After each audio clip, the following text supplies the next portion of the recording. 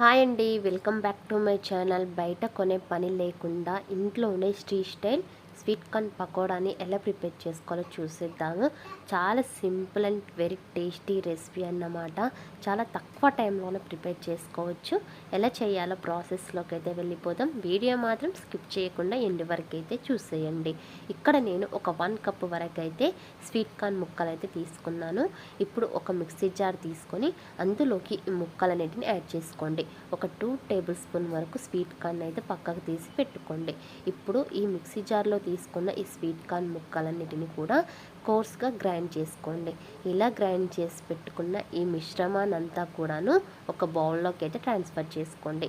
ఇలా ట్రాన్స్ఫర్ చేసి పెట్టుకున్న ఈ మిశ్రమంలోకి టేస్ట్కి సరిపడా సాల్ట్, కొద్దిగా గరం మసాలా, కొద్దిగా పసుపు, కొద్దిగా రెడ్ చిల్లీ పౌడర్ని అయితే యాడ్ చేయండి. ఇందులోనే కొద్దిగా అల్లం వెల్లుల్లి పేస్టు, కొద్దిగా జీలకర్ర, కొద్దిగా ధనియాల పొడి కూడా యాడ్ చేసుకోండి. వీటికి బదులుగా ధనియాలు కూడా వేసినా కూడా టేస్ట్ అయితే చాలా బాగుంటుందన్నమాట. వీటన్నిటిని కూడా వాటర్ ఏమి యూస్ చేయకుండా పిండి ముద్ద కన్సిస్టెన్సీ వచ్చేంత వరకు బాగా మెత్తగా కలుపుకోండి.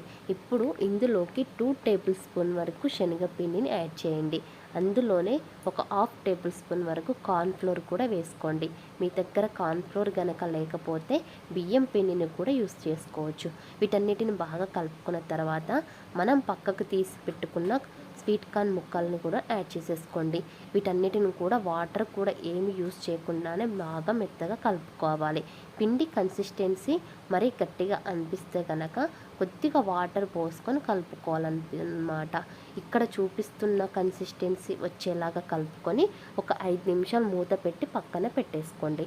ఇప్పుడు స్టవ్ ఆన్ చేసుకొని స్టవ్ మీద ఒక కడాయి పెట్టుకొని కడాయి బాగా హీట్ అయిన తర్వాత డీప్ ఫ్రైకి సరిపడా ఆయిల్ అయితే వేసుకోండి.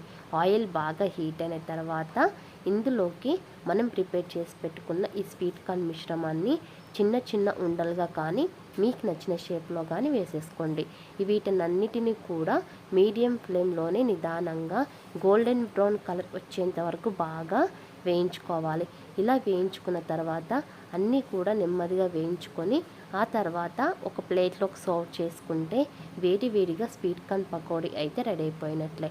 చాలా టేస్టీగా ఉంటుందండి. చాలా సింపుల్ అండ్ టేస్టీ రెసిపీ. మీరు కూడా ఒకసారి ట్రై చేయండి. ఎలా వచ్చిందో కామెంట్ చేయండి. అండ్ వీడియో కనుక నచ్చినట్లయితే ఛానల్ మాత్రం తప్పకుండా సబ్స్క్రైబ్ చేసుకోవడం మర్చిపోకండి.